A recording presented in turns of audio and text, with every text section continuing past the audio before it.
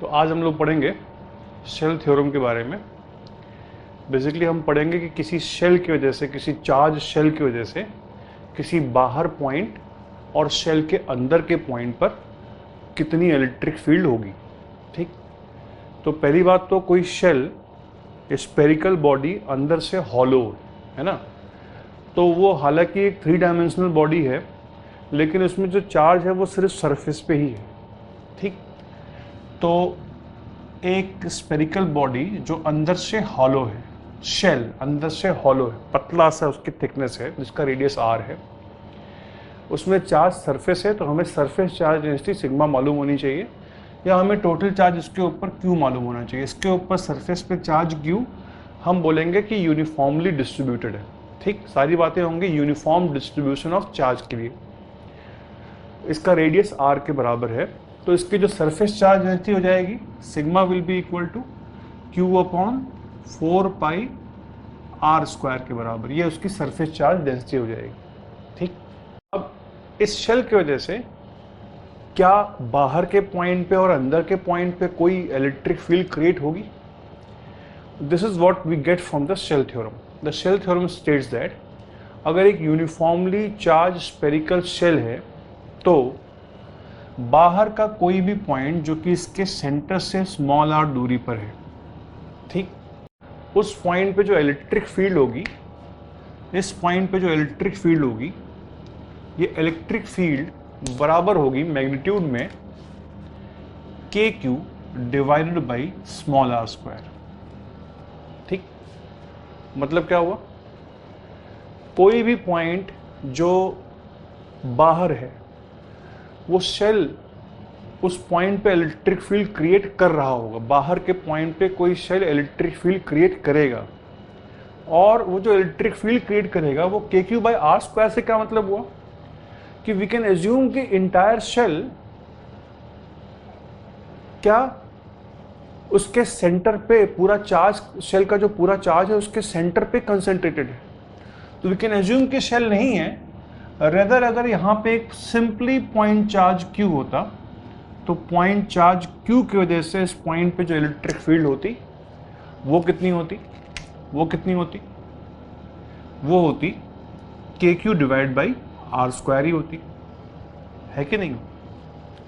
तो point charge Q की वजह से जो इलेक्ट्रिक फील्ड है वही इलेक्ट्रिक फील्ड शेल भी क्रिएट करेगा। तो shell, we can replace the entire shell by a point charge kept at the center of the shell। ठीक, किसी भी बाहर वाले पॉइंट पर। उसके अलावा शेल थ्योरम क्या बोलता है किसी पॉइंट अंदर के लिए? अगर कोई पॉइंट इस शेल के अंदर है, ठीक, सेंटर से लेटेस्ट से सेंटर है, सेंटर से लेटेस्ट से पॉइंट P स्मॉल r दूरी पर है, इसका रेडियस r है और यूनिफॉर्मली चार्ज शेल है, सेम जो ऊपर था, तो क्या अंदर के पॉइंट पे भी कोई इलेक्ट्रिक फील्ड होगी? भाई चार्ज है, आसपास के रीजन में चार्ज है और हर चार्ज इलेक्ट्रिक फील्ड क्रिएट कर रहा है, तो हमें लगता है कि इलेक्ट्रिक फील्ड होनी चाहिए।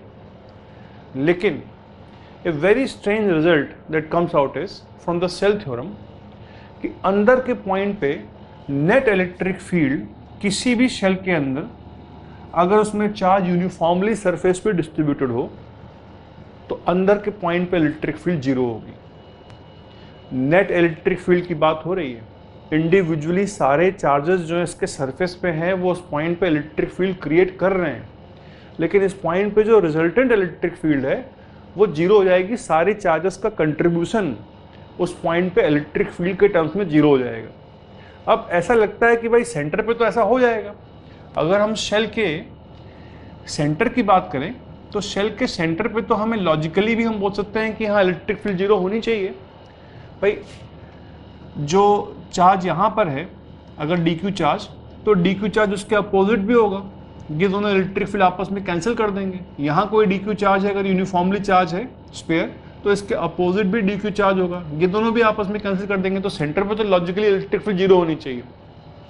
लेकिन जो स्ट्रेंज बात है वो ये, शेल थ्योरम से इलेक्ट्रिक फील्ड सिर्फ सेंटर पे जीरो नहीं है, बल्कि शेल के अंदर हर पॉइंट पे इलेक्ट्रिक फील्ड जीरो है, मतलब किसी भी पॉइंट पे नेट इलेक्ट्रिक फील्ड सारे चार्जेस का कंट्रीब्यूशन जीरो के बराबर हो जा रहा है।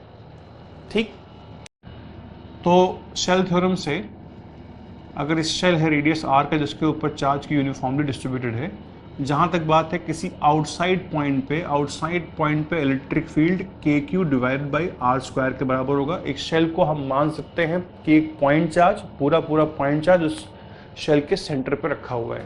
ठीक, ऐसा शेल के अलावा ऐसा करना किसी भी और शेप के लिए पॉसिबल नहीं है।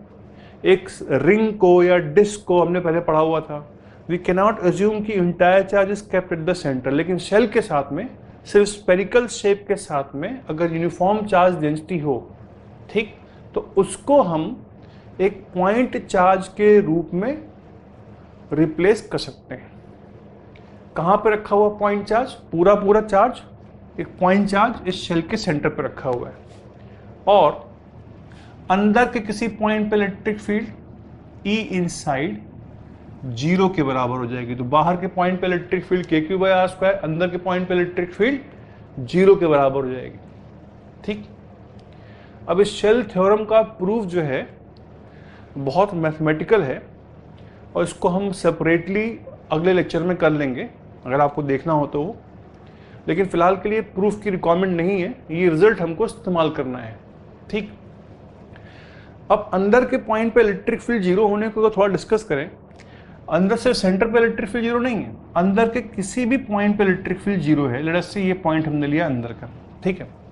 इसका मतलब ये नहीं कि अंदर के पॉइंट पे चार्जेस इलेक्ट्रिक फील्ड नहीं कर रहे होंगे क्रिएट, अंदर के पॉइंट पे कहीं पे भी सारे चार्जेस की वजह से इलेक्ट्रिक फील्ड होगी। किसी भी इंडिविजुअल चार्ज dq की वजह से जो कि सरफेस पे है, इस पॉइंट पे इलेक्ट्रिक फील्ड dE जीरो नहीं होगी। ठीक है, एक इंडिविजुअल चार्ज जो सरफेस पे है अभी भी इस पॉइंट पे इलेक्ट्रिक फील्ड क्रिएट कर रहा होगा k dq by R square into R cap के बराबर। अंदर इलेक्ट्रिक फील्ड जीरो होने का मतलब कि dE अगर इन सारे वेक्टर्स dE वेक्टर का इंटीग्रेशन किया जाए, टोटल इलेक्ट्रिक फील्ड इनसाइड के लिए वो जीरो के बराबर आ जाएगी। मतलब इन सारे वेक्टर्स का वेक्टर सम जीरो के बराबर हो जाएगा। इसका क्या इंप्लीकेशन है? अगर किसी शेल के अंदर के किसी पॉइंट पे इलेक्ट्रिक फील्ड जीरो है, ठीक, अगर उस पॉइंट से हम एक प्लेन पास करें और इस शेल को दो हिस्सों में ब्रेक कर लें, ठीक, सो उसके जो दो हिस्से होंगे वो ऐसे दिखाई दे रहे होंगे, राइट साइड वाला, लेफ्ट साइड वाला और राइट साइड वाला। ठीक है, इंडिविजुअली जो लेफ्ट साइड में जो पार्ट है शेल का वो भी इस पॉइंट पे इलेक्ट्रिक फील्ड क्रिएट कर रहा होगा, और जो राइट साइड में पार्ट है वो भी इस पॉइंट पे इलेक्ट्रिक फील्ड क्रिएट कर रहा होगा। लेकिन यहां पे रिजल्टेंट इलेक्ट्रिक फील्ड जीरो कैसे हो सकती है? यहां पे रिजल्टेंट इलेक्ट्रिक फील्ड जीरो इसलिए है क्योंकि ये शेल जो इलेक्ट्रिक फील्ड E क्रिएट कर रहा होगा, शेल का इतना पार्ट, उतनी ही इलेक्ट्रिक फील्ड ये पार्ट भी कर रहा होगा क्रिएट। इसीलिए इस पॉइंट पे रिजल्टेंट इलेक्ट्रिक फील्ड की वैल्यू जीरो आ रही है। अब एक डाउट आ सकता है दिमाग में कि भाई इतना पार्ट तो बहुत छोटा सा पार्ट है, ये बड़ा सा पार्ट है, तो इन दोनों की इलेक्ट्रिक फील्ड का मैग्नीट्यूड बराबर कैसे हो सकता है? ठीक है, बिल्कुल इसमें बिल्कुल ये बात सही है कि ये पार्ट छोटा पार्ट है, लेकिन इसकी जो दूरी है, छोटे वाले पार्ट की जो दूरी है इस पॉइंट से वो भी तो कम है, भले ही चार्ज कम है लेकिन दूरी भी तो कम है। तो ये चीज नेसेसरी है किसी शेल में। अगर किसी भी पॉइंट पे, उसके अंदर की हम बात करें, किसी भी पॉइंट पे इलेक्ट्रिक फील्ड की बात करें, तो उस पॉइंट से अगर हम कहीं पे भी ये पॉइंट ले लें, उस पॉइंट से अगर हम एक प्लेन पास करें जो कि उस पॉइंट और सेंटर को ज्वाइन करने वाली लाइन के परपेंडिकुलर है, तो वो प्लेन इसको दो हिस्सों में ब्रेक कर देगा, एक ये हिस्सा और एक ये वाला हिस्सा। ये दोनों हिस्से इस पॉइंट पे इक्वल ही इलेक्ट्रिक फील्ड क्रिएट करने चाहिए, तभी इस पॉइंट पे नेट इलेक्ट्रिक फील्ड 0 के बराबर आ जाएगी। ठीक, तो किसी शेल में अगर हम इलेक्ट्रिक फील्ड के वेरिएशन का ग्राफ बनाएं as a function of R, यहाँ पे इसकी दूरी है किसी पॉइंट की और यहाँ पे इलेक्ट्रिक फील्ड का मैग्नीट्यूड है, तो ग्राफ कैसा होगा? अगर इस शेल का रेडियस कैपिटल आर है तो कैपिटल आर तक तो इलेक्ट्रिक फील्ड 0 ही हो जाएगी। यहां से लेके यहां तक तो इलेक्ट्रिक फील्ड 0 ही हो जाएगी। अंदर के हर पॉइंट पे इलेक्ट्रिक फील्ड 0 होगी और जस्ट सरफेस पे डिसकंटिन्यूटी होगी। जस्ट सरफेस के अंदर इलेक्ट्रिक फील्ड 0 होगी, जस्ट सरफेस के बाहर इलेक्ट्रिक फील्ड होगी। ठीक, जस्ट सरफेस के अंदर इलेक्ट्रिक फील्ड 0 होगी, जस्ट सरफेस के बाहर इलेक्ट्रिक फील्ड होगी। और जस्ट सरफेस के बाहर कितनी इलेक्ट्रिक फील्ड होगी? तो एक तरीके से फंक्शन डिसकंटिन्यूअस फंक्शन है। उस आर बराबर कैपिटल आर पे टूटा हुआ है, यहां तक इलेक्ट्रिक फील्ड 0 थी, इसके बाहर इलेक्ट्रिक फील्ड है। और सरफेस पे कितनी इलेक्ट्रिक फील्ड हो जाएगी? के Q divide by capital are square के बराबर हो जाएगी जस्ट सरफेस के बाहर, क्योंकि वहां पर आर बराबर कैपिटल आर है। तो just outside the surface electric field के Q divide by R square के बराबर होनी चाहिए। और फर्दर आगे जाने पे ये K Q divide by R square का फंक्शन होगा, 1 बाय आर स्क्वायर का वेरिएशन इलेक्ट्रिक फील्ड कम होती जा रही हो।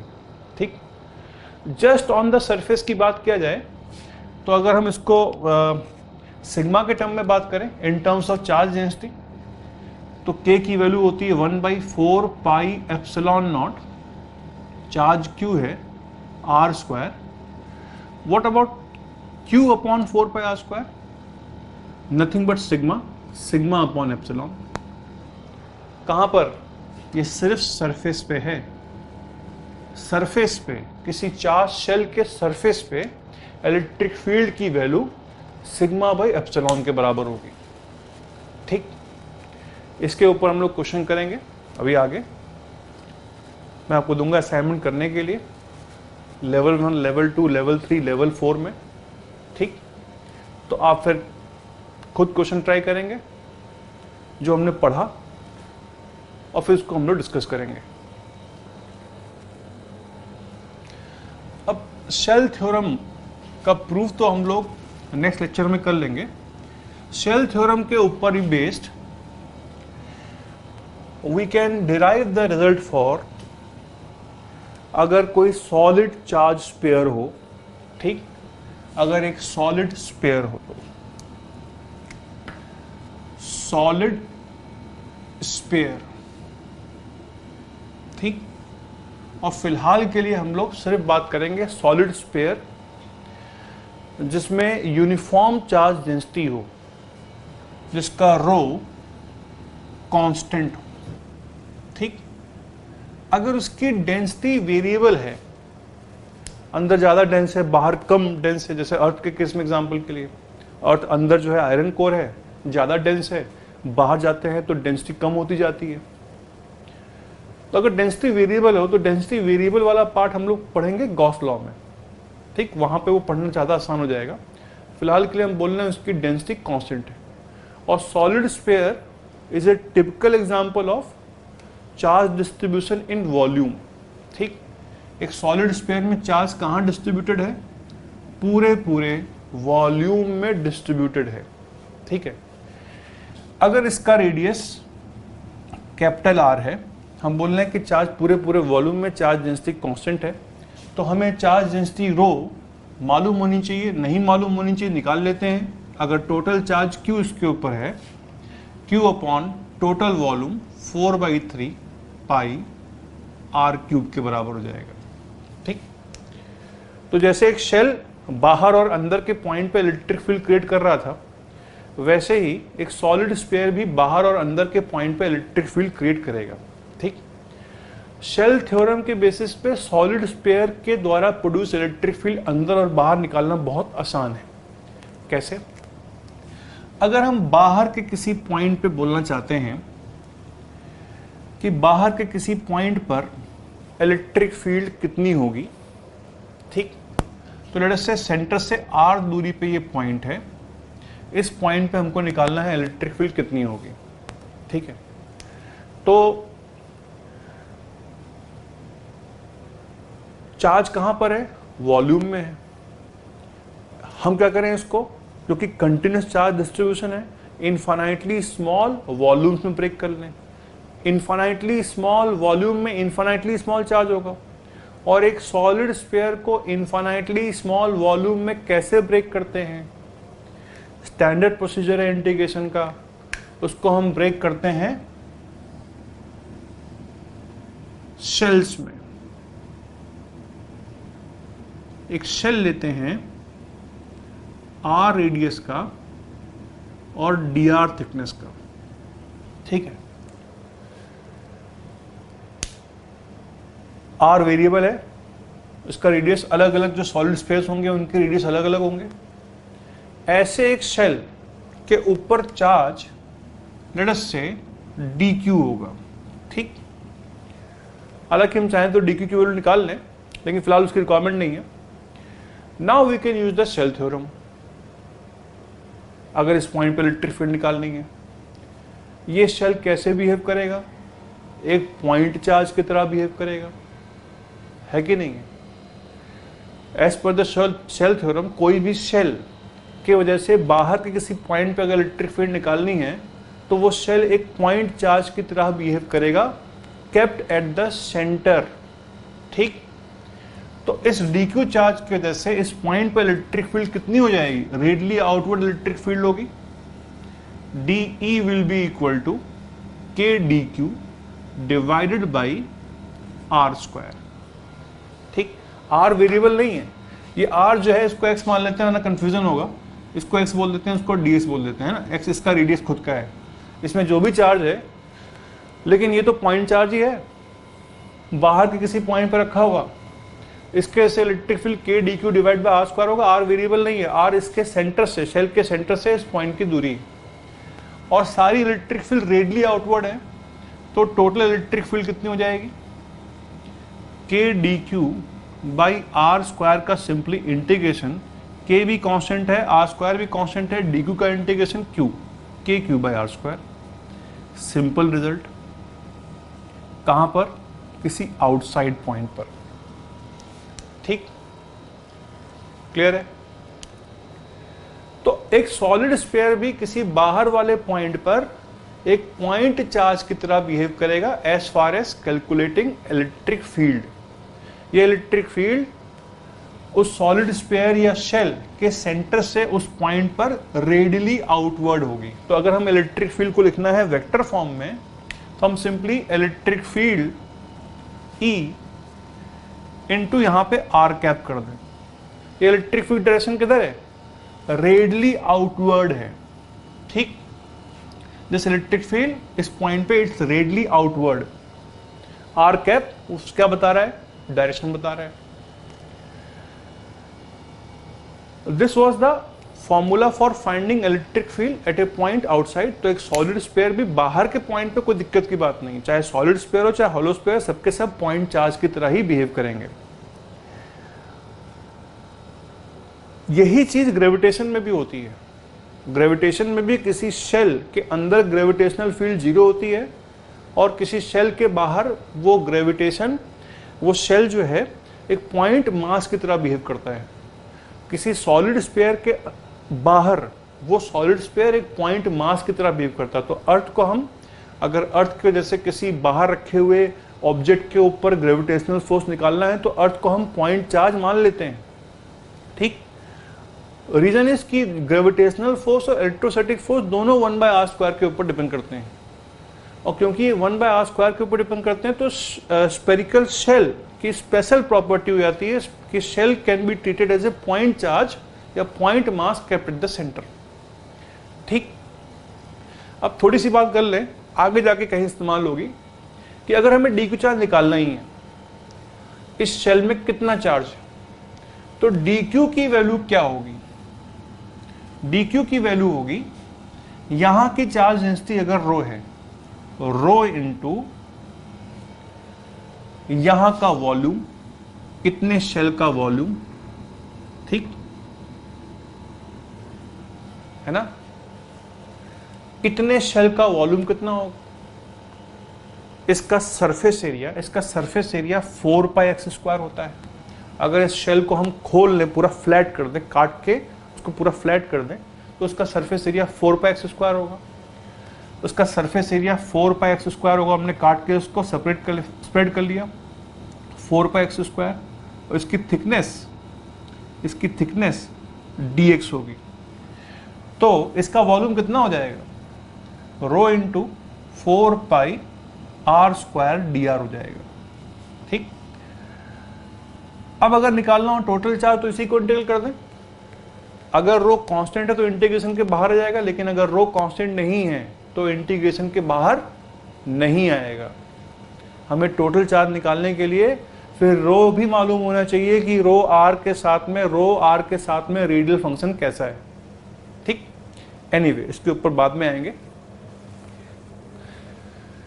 अब अगर ये निकालना हो कि at a point inside solid sphere electric field कितनी होगी। ठीक, बाहर तो हमने निकाल दिया कि पॉइंट चार्ज की तरह बिहेव कर रहा होगा। सॉलिड स्फीयर में के अंदर किसी पॉइंट पे इलेक्ट्रिक फील्ड, याद रखिए, 0 नहीं होगी। ठीक, शेल के अंदर होती है, सॉलिड स्फीयर में अंदर के पॉइंट पे इलेक्ट्रिक फील्ड 0 नहीं होगी।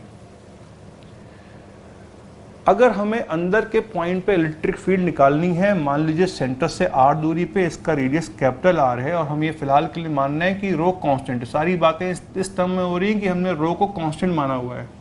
चार्ज डेंसिटी कांस्टेंट है, यूनिफॉर्म है पूरे वॉल्यूम में। तो अंदर किसी पॉइंट पे इलेक्ट्रिक फील्ड निकालने के लिए हमें अगेन चार्ज कहां पे डिस्ट्रीब्यूटेड है, वॉल्यूम में डिस्ट्रीब्यूटेड है। तो इन्फिनिटली स्मॉल चार्ज कहां पर होगा, इन्फिनिटली स्मॉल वॉल्यूम में होगा।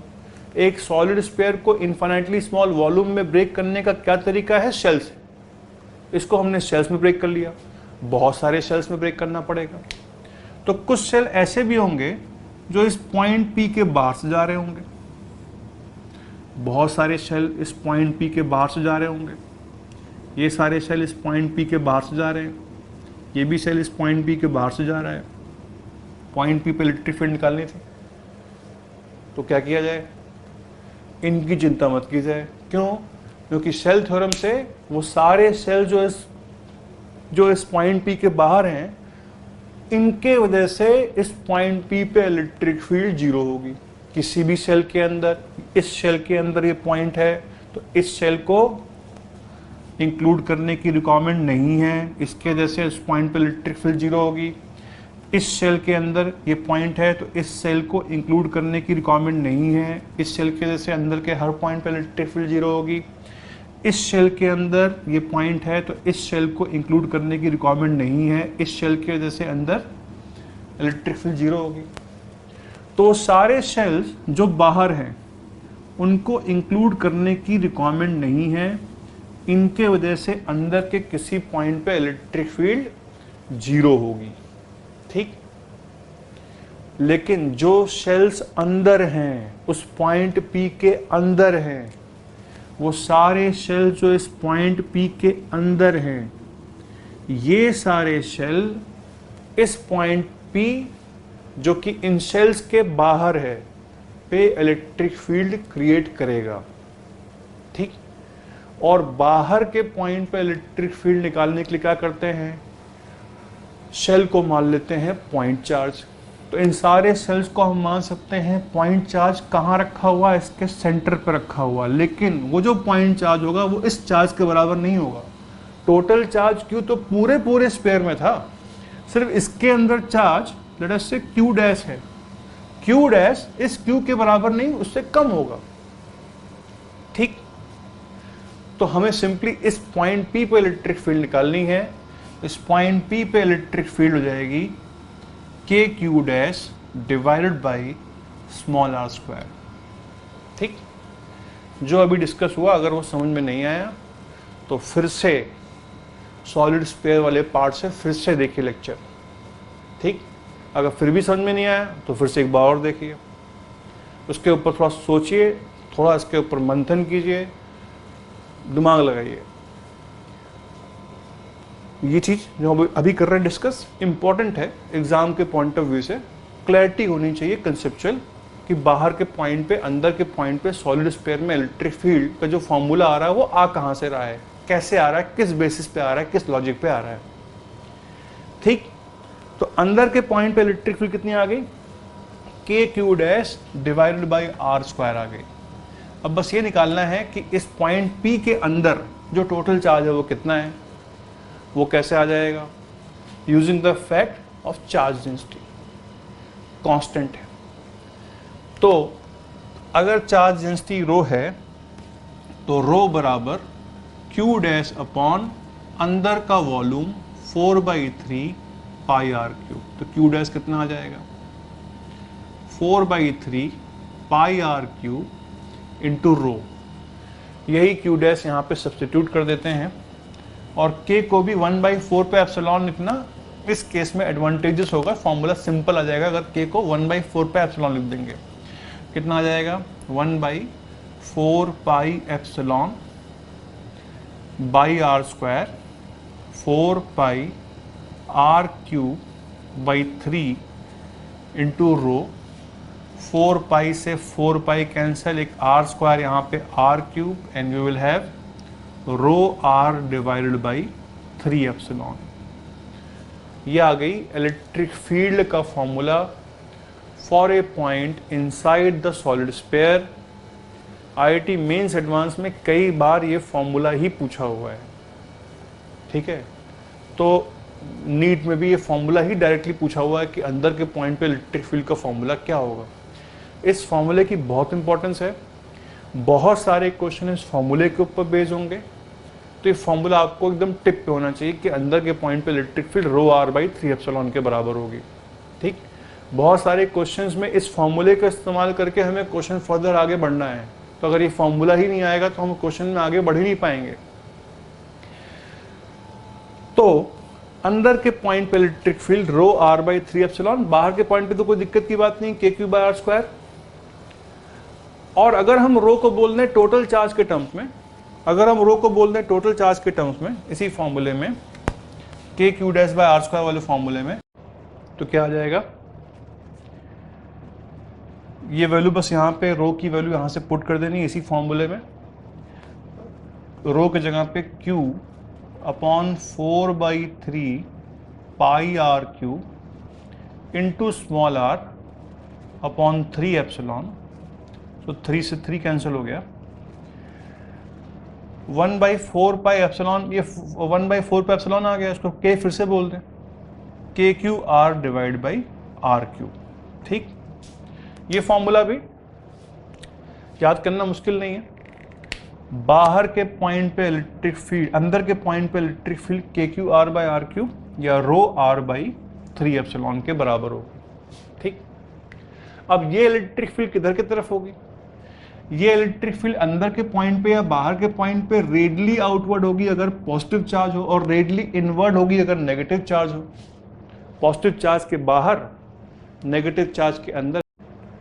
एक शेल जो है बाहर के पॉइंट पे एक पॉइंट चार्ज की तरह बिहेव करता है, तो पॉइंट चार्ज की वजह से इलेक्ट्रिक फील्ड किधर होती है, रेडियली आउटवर्ड होती है अगर वो पॉजिटिव है, रेडियली इनवर्ड है अगर वो नेगेटिव है।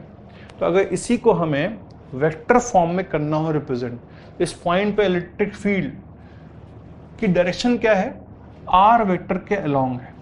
ठीक, तो electric field vector R vector, R को क्या बोल देंगे, मैग्नीट्यूड है आर उसका, ये तो उसका सिर्फ मैग्नीट्यूड है। इलेक्ट्रिक फील्ड वेक्टर कितना हो जाएगा, आर वेक्टर के बराबर हो जाएगा। सिमिलरली यहां पर आर की जगह पे आर वेक्टर अगर लिख देंगे तो बेसिकली ये बता रहा है कि जो रेडियल वेक्टर है उसी के अलोंग किसी भी पॉइंट पे इलेक्ट्रिक फील्ड भी है। ठीक, तो सॉलिड स्फीयर की वजह से अगर उसका चार्ज Q है, चार्ज डेंसिटी रो है, जहां तक बात है E आउटसाइड की, it will be KQ divide by small R square. ठीक, इसका रेडियस कैपिटल आर है, इसमें कोई दिक्कत की बात नहीं है। बाहर के पॉइंट पे वो सॉलिड स्फीयर एक पॉइंट चार्ज की तरह बिहेव करेगा, केप्ट एट द सेंटर। और अंदर के किसी पॉइंट पर E inside electric field will be rho R by 3 epsilon.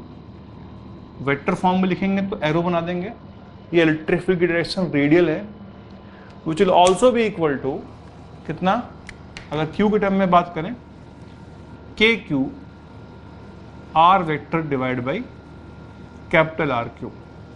ध्यान रखिए ये वाला फॉर्मूला है, ये ड्राइव किया गया था सिर्फ अगर रो बराबर कांस्टेंट हो। अगर रो वेरिएबल दे रखा है, चार्ज डेंसिटी वेरिएबल दे रखी है, तो ये वाला फॉर्मूला हम डायरेक्टली नहीं लगाएंगे। ठीक, उसके लिए फिर हमें फिर टोटल चार्ज उस सॉलिड स्फीयर के अंदर, इतने पार्ट के अंदर जो होगा वो निकालना पड़ेगा। अभी हम लोग करेंगे ऐसी भी प्रॉब्लम्स।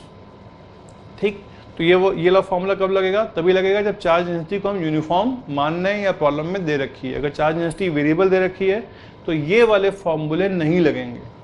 ठीक, हाँ, बाहर के पॉइंट पे तो अभी भी वो पूरा स्पेयर जो है वो पॉइंट चार्ज की तरह बिहेव करेगा, अगर रो सिर्फ आर का फंक्शन हो तो।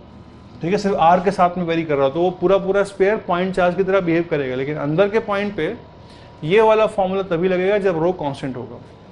अब अगर इसी इलेक्ट्रिक फील्ड के वेरिएशन का ग्राफ बनाया जाए, very important graph from the point of view of school exam also, कई बार एग्जाम में भी पूछा गया, IIT मेंस एडवांस दोनों में। तो अंदर इलेक्ट्रिक फील्ड क्या है? आर के डायरेक्टली प्रोपोर्शनल है। अंदर के पॉइंट पे इलेक्ट्रिक फील्ड आर के डायरेक्टली प्रोपोर्शनल है। ठीक, directly proportional to R in magnitude. तो ग्राफ कैसा होगा? यहां से लेके यहां तक लीनियर होगा। सेंटर पे कितनी इलेक्ट्रिक फील्ड होगी? सेंटर पे इलेक्ट्रिक फील्ड 0 होगी। सिमेट्री से भी हो सकते हैं इसके, किस सेंटर पे कोई भी चार्ज का असर उसके अपोजिट चार्ज कैंसिल कर देगा। सेंटर से बाहर जाने पे इलेक्ट्रिक फील्ड इंक्रीज कर रही होगी, सरफेस पे मैक्सिमम होगी। सॉलिड स्फीयर के सरफेस पे मैक्सिमम इलेक्ट्रिक फील्ड होगी, और जब सरफेस से दूर जाएंगे तो इलेक्ट्रिक फील्ड का वेरिएशन 1/r² के रूप में होगा। इलेक्ट्रिक फील्ड की वैल्यू बाहर जाने पे कम हो जाएगी। तो अंदर इलेक्ट्रिक फील्ड लीनियर वेरिएशन है, आर के ऊपर डायरेक्टली डिपेंडेंट है, वो इंक्रीज करती जा रही है। बाहर के पॉइंट पे इलेक्ट्रिक फील्ड की वैल्यू 1/r² का वेरिएशन है, कम होती जा रही होगी।